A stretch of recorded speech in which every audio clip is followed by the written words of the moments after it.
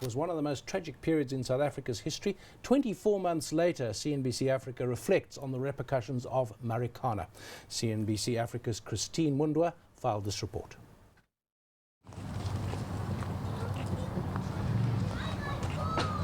This is the place where the most lethal use of force by police on citizens took place in post-apartheid South Africa. Miners were gathered on this very koppie over 3 days, and on the third day tensions escalated. Police opened fire, and in a matter of seconds 34 people were killed and more than 70 injured. Now 2 years later, there are still reminders of that dreadful day and of those who lost their lives. At the time, miners had embarked on a work stoppage, demanding a wage increase of 12,500 rand. The same wage demand and many of the deep-rooted issues that led to that strike would later come back to haunt this community. This time, they were visible through a 5-month-long strike by the Association of Mine Workers and Construction Union that crippled the economy. This miner, who asked us to protect his identity, reflects on those 5 months that he had to live with no income.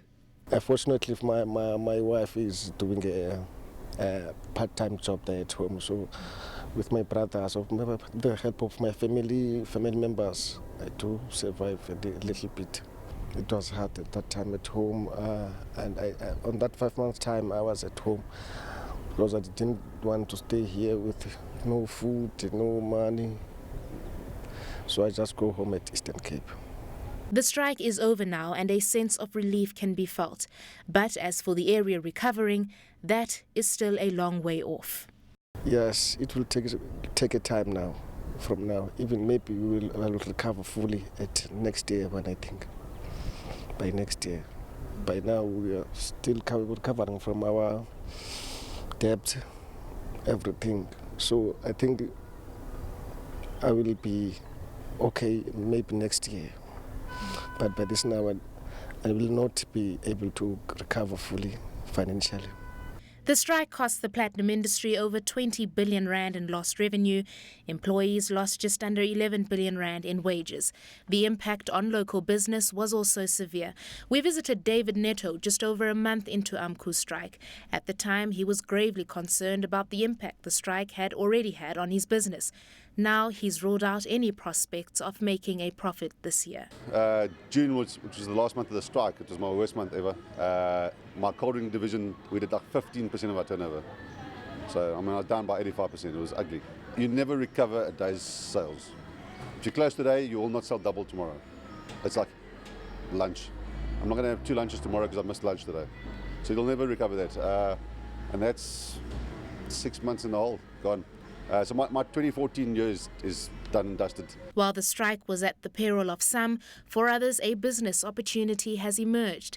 This debt counselling business, located in what used to be a fish and chips shop that has since closed down, has been up and running since the miners returned to work.